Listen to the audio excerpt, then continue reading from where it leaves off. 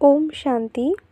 আজ 13/12/2024 প্রাতঃমুরলি। ওম শান্তি। বাপ-দাদা মধুবন। বাবা আজ মুরলিতে বলেছেন, মিষ্টি বাচ্চারা নিজের লক্ষ্য আর লক্ষ্যদাতা বাবাকে স্মরণ করো, তবে দৈবী গুণ এসে যাবে। কাউকে দুঃখ দেওয়া, গ্লানি করা, এই সব হলো আসরি লক্ষণ। আজকের প্রশ্নে বাবা বলেছেন, বাচ্চারা, বাবার তোমাদের সাথে সর্বাধিক ভালোবাসা আছে, এর নিদর্শন কি? উত্তরে বাবা বলেন, বাবার থেকে যে মিষ্টি মিষ্টি শিক্ষা প্রাপ্ত হয়, এই শিক্ষা প্রদান করাই হলো তার সর্বোচ্চ ভালোবাসার নিদর্শন। বাবার প্রথম শিক্ষা হলো, মিষ্টি বাচ্চারা শ্রীমত ব্যতীত কোনো উল্টাপাল্টা কাজ করো না। দ্বিতীয়ত, তোমরা হলে স্টুডেন্ট, তোমাদের নিজের হাতে কখনো ল তুলে নিতে নেই। সর্বদা তোমাদের মুখ থেকে যেন রত্নই নির্গত হয়, পাথর নয়। ওম শান্তি। বাবা বসে বাচ্চাদের বোঝাচ্ছেন, এখন এদের লক্ষ্মী নারায়ণকে তো খুব ভালোভাবেই দেখতে পাচ্ছ।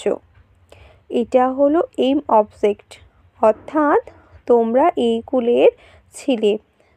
কত রাত দিনের পার্থক্য, সেই জন্য বারবার এদের দেখতে হবে।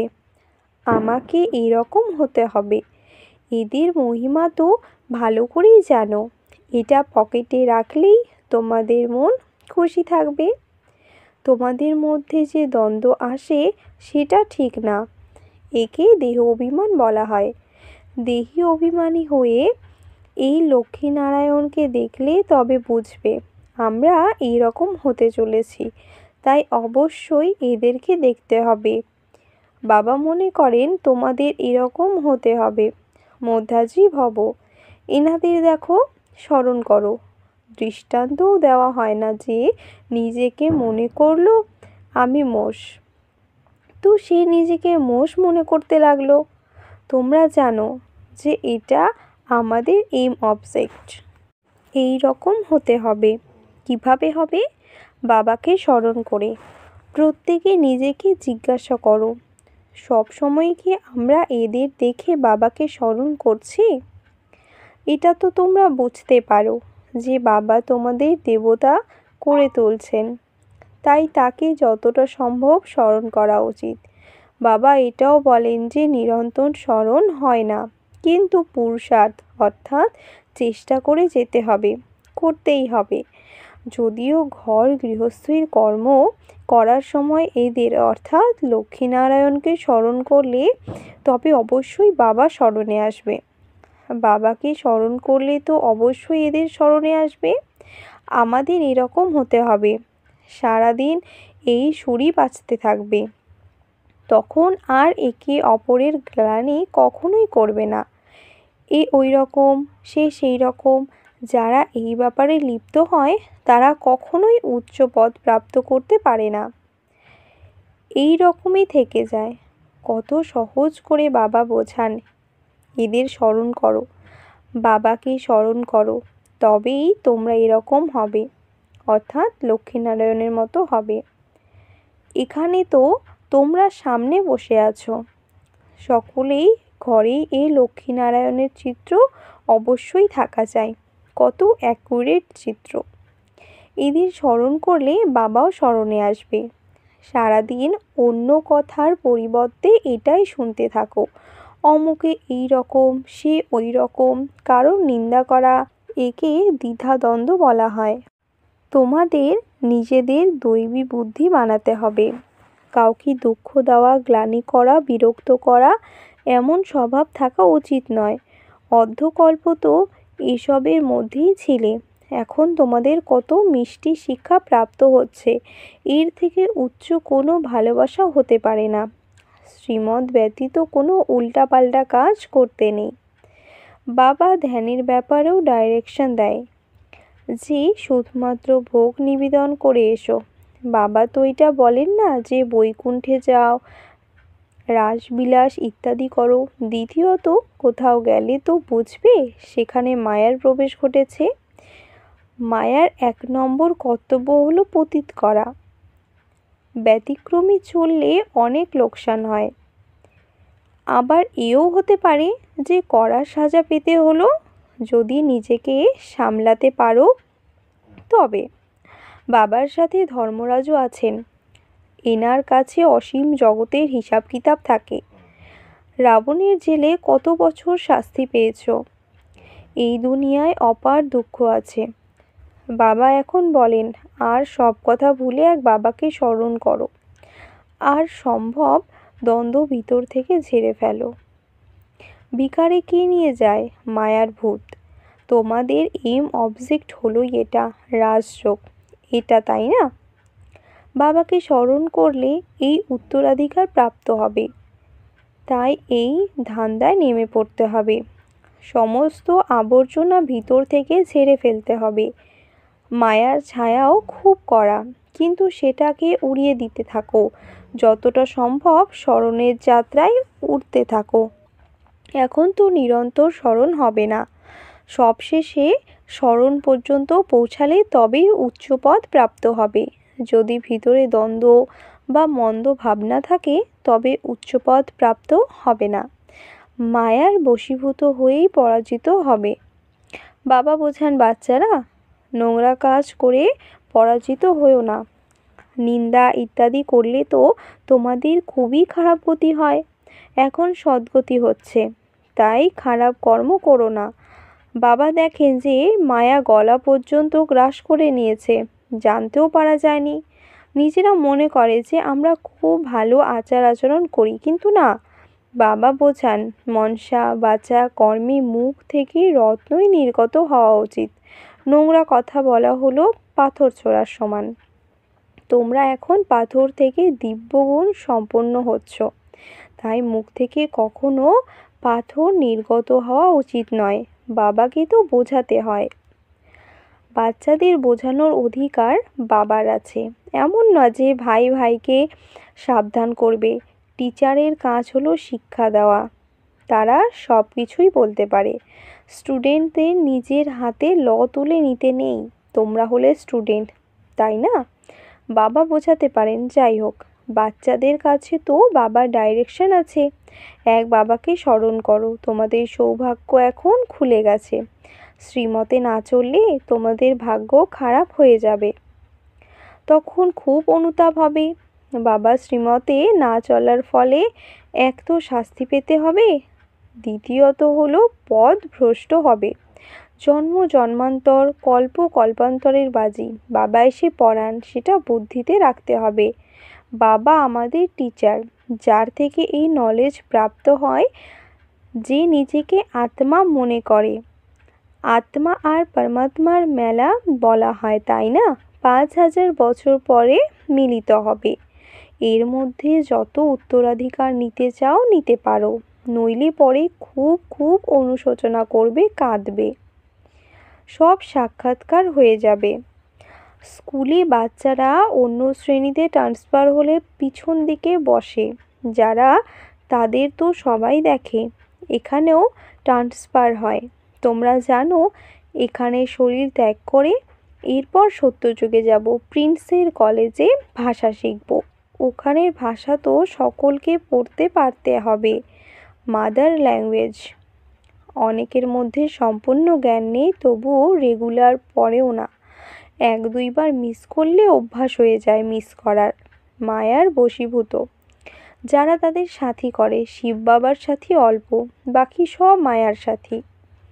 তোমরা শিব বাবার সাথী হলে পরে মায়া সহ্য করতে পারে না, সেই জন্য খুব সাবধানতা অবলম্বন করতে হয়। ছিছি, নোংরা মানুষদের থেকে খুবই সাবধানে থাকতে হয়। হংস আর সারস, তাই না? বাবা আগের দিন রাত্রেও শিক্ষা দিয়েছেন, সারাদিন কারোর না কারোর নিন্দা করা, পরচিন্তন করা, একে দৈবগুণ বলা যায় না। দেবতারা এমন কাজ করে না। বাবা বলেন, বাবা আর উত্তরাধিকারকে স্মরণ করো, তবুও নিন্দা করতে থাকে। জন্ম জন্মান্তর তো নিন্দা করে এসেছো, ভিতরে দ্বন্দ্ব থেকেই যায়। এটাই হলো অভ্যন্তরীণ মারামারি। অকারণে নিজেকে হত্যা করে, অনেকের ক্ষতি করে, অমুকে এরকম, এতে তোমাদের কি আসে যায়? সকলকে সহায়ক হলেন এক শিব বাবা। এখন তো শ্রীমতে চলতে হবে। মানুষের মতো তো নোংরা করে দেয়, একে অপরের নিন্দা করতে থাকে, গ্লানি করা, এটা হলো মায়ার ভূত, এটা হলো পতির দুনিয়া। তোমরা বুঝতে পারো যে আমরা এখন পতির দুনিয়া থেকে পবিত্র হচ্ছি। এটা তো খুবই খারাপ ব্যাপার বোঝানো হয়। আজ থেকে নিজের কান ধরা চাই, কখনো এমন কর্ম করব না। যদি কিছু দেখো তো বাবাকে রিপোর্ট করা উচিত। তোমাদের কি আসে যায়? তোমরা কেন একে অপরকে নিন্দা করো? বাবা তো সব কিছুই শোনেন, তাই না? বাবা কান আর চোখের লোন নিয়েছেন যে। বাবাও দেখেন তো, আর দাদাও দেখেন। কারোর কারোর আচার আচরণ পরিমণ্ডল তো একদমই বেঠিক। যাদের বাবা থাকে না তাদের পিতৃপরিচয়হীন বলা হয়। তারা নিজেদের বাবাকেও চেনে না, স্মরণও করে না। সংশোধন হওয়ার পরিবর্তে আরও খারাপ হয়ে যায়, ফলে নিজেদেরই পথ হারিয়ে ফেলে। শ্রীমতে না চললে তো অনাথ বলা হয়। মা বাবা শ্রীমতে চলে না, তুমি মাতা, তুমি পিতা, বন্ধু ইত্যাদিও হয়, কিন্তু গ্রেট গ্রেট গ্র্যান্ডফাদারই নেই তো মাদার কোথা থেকে হবে? এতটুকু বুদ্ধি নেই। মায়া একদম বুদ্ধি ঘুরিয়ে দেয়। অসীম জগতের পিতার আজ্ঞা না মানলে শাস্তি পেতে হয়, একেবারেই সদ্গতি হয় না। বাবা দেখলে তো বলবে যে এর যে কি খারাপ গতি হবে, এ তো টগর, আকন্দ ফুল, যে সব কেউই পছন্দ করে না। তাই শোধরাতেই হবে, তাই না? নইলে তো পথভ্রষ্ট হয়ে যাবে, জন্ম জন্মান্তরের জন্য ক্ষতিগ্রস্ত হবে। কিন্তু দেহ অভিমানীদের বুদ্ধিতে বসবেই না। আত্মা অভিমানী বাবার প্রতি ভালোবাসা রাখতে পারে। নিজেকে সমর্পণ করা মাসির বাড়ি যাওয়ার মতো সহজ ব্যাপার নয়। বড় বড় মানুষ তো নিজেকে সমর্পণ করতে পারে না, তারা আত্মসমর্পণের অর্থও বোঝে না। হৃদয় বিদীর্ণ হয়, আবার অনেক বন্ধনমুক্তও আছে। সন্তানাদি নেই বলে বাবা তুমি আমার সব কিছু মুখে এরকম বলে, কিন্তু আসলে সত্যি নয়। বাবাকেও মিথ্যা বলে দেয়। আত্মোৎসর্গ করলে নিজের সব মোহ সরিয়ে ফেলতে হয়। এখন তো হলো শেষ সময়, তাই শ্রীমতে চলতে হবে। বিষয় সম্পত্তি ইত্যাদির প্রতিও মোহ সমাপ্ত হবে। অনেকে আছে এইরকম বন্ধনমুক্ত, শিব বাবাকে আপন করেছে, অ্যাডপ্ট করেন যে। ইনি হলেন আমাদের বাবার টিচার সদ্গুরু। আমরা ওনাকে নিজের করি ওনার সম্পূর্ণ সম্পত্তি পাওয়ার জন্য।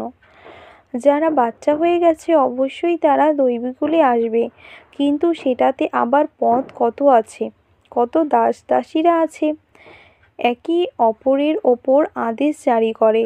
দাস দাসীও নম্বর অনুযায়ী হয়। রয়্যাল পরিবারে তো বাইরের দাস দাসীরা আসবে না। যারা বাবার হয়েছে তারা অবশ্যই দৈবী পরিবারের হবে।